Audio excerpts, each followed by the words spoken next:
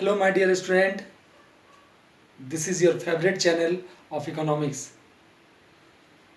and today we're going to start Indian economic development with the chapter of Indian economy on the eve of independence.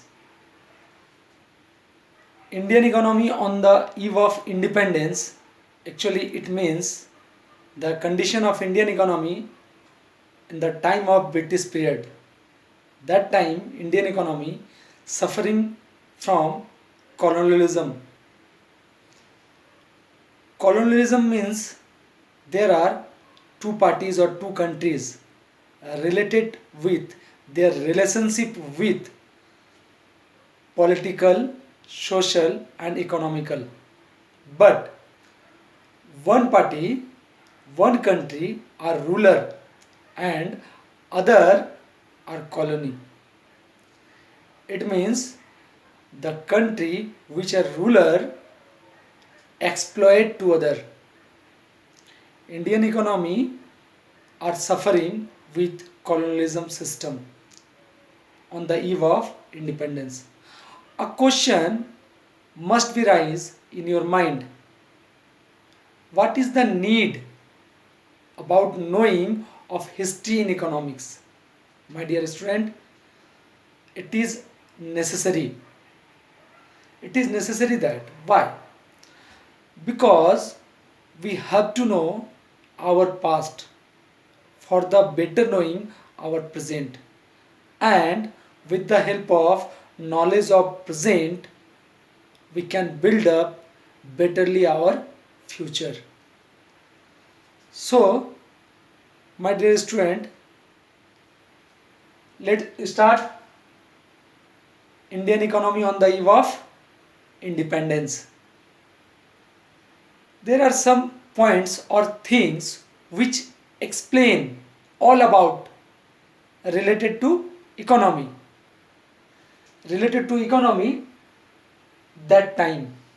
These are state of agriculture sector, state of industrial sector, demographic profile, occupational structure, state of India's foreign trade, and state of infrastructure, social and economical both. In this video, we're going to start discussion about state of agriculture sector only, and my next video we will discuss about rest of the topic. Okay, before the starting we have to know some terms of economics. These are backward economy, developing economy, stagnant economy and vibrant economy. Actually, all the country can categorize into four part: backward economy, developing economy, stagnant economy or vibrant economy. What is backward economy? Backward economy means when most of the people of the country depends on primary sector or agriculture sector. Most of the people depends on farming activities, and our national income, the sharing of national income, most part of national income from agriculture sector. It means the per capita income may be low. Second, developing economy. It is the economy when the people are moving from primary sector to secondary or tertiary sector. Primary to secondary or tertiary sector. It may be possible that in that situation the people, most of people engaged in primary sector, but they not engaged for the purpose of their livelihood, for the purpose of consumption. They engage for commercialization of farming. It is the basic difference between backward and developing economy. And third, stagnant economy. It is the economy when economic development is started, but the rate of development now is either stagnant or decreasing. It means the development rate is stopped now. It is stagnant economy. Indian economy on the eve of independence or on the time of British period, we can say that that was stagnant economy. Last, vibrant economy. It is most popular economy when the economy or country doing all the work with the help of modern technology or techniques. And one point, notice that the modern techniques are uses first, those country uses first in the world. This is known as vibrant economy. Economy always growing and run. Okay, these are the category of economy. We can say that our economy on the eve of independence was either backward economy or stagnant economy. There was various of reasons. We explain now. Okay, these are the topics, but a questions must be raised: how to calculate national income that time, how to estimated per capita income, and who estimated per capita income or national income or production of a country. Actually, some notable economists who started this process mid of 20th centuries. These are Dadabhai Naroji, William Digby, Findlay Cyrus, V.K.R.V. Rao, and R.C. Desai. These are the notable economists who explain all about economy.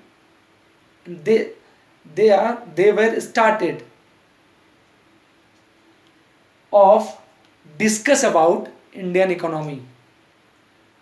Okay, let's start with the state of agriculture sector. Rest 6 point we will discuss with next video. Now start with state of agriculture sector. What is the identity of agriculture sector? How to know about agriculture sector of India? Actually, there are 4 principal features which describe the agriculture sector. Low productivity, high vulnerability, a wedge between owner of the soil and tiller of the soil, small and fragmented land holdings. These are the 4 principal features of Indian agriculture sector on the eve of independence. First, low productivity. What is productivity? Productivity differ from production. Production means total output, but productivity means per hectare of land. Production per hectare of land. We discuss about only farming sector now. Show that productivity is per hectare of land. Production of per hectare of land. It is very low on the eve of independence. That time mainly wheat and crop 600 or slightly more produces 600 or slightly more tons produces in 1 hectare of land. It is our productivity on the eve of independence, on the time of British period. But now our productivity of wheat and rice more than 3000 tons per hectare. It means our productivity and production was very low, so that our production and national income was very low, because that time our national income basically depends on agriculture sector. Next, high vulnerability means high degree of uncertainties of production. Sometime our production was very good, but sometime it was bad, so that the economical conditions of farmers was not so good. Actually, the basic reason behind it, all the production mostly depends on rainfall. This is the reason our production was not certain. Our amount of production was not certain on the eve of independence. Next, a wedge between owner of the soil and tiller of the soil. Actually, colonialism system provided by British government create two category of farmers: landlord and landlessness people, who only cultivated, who only farming for landlord. There was a gap between owner of the soil and tiller of the soil. Sharing of most part of production received by owner of the soil, and few part of production received by tiller of the soil on the time of independence, on the eve of independence. It was very bad in condition. And one things more which is noticed, this was subsistence farming. Actually, our farmers, our cultivators, farming, doing the activity for their livelihood only. They farming for subsistence purpose, consumption purpose. They do not doing the job for the commercial purpose. It is not the problem for that time, nowadays also. But not all the farmers, but few farmers. In the case of few farmers.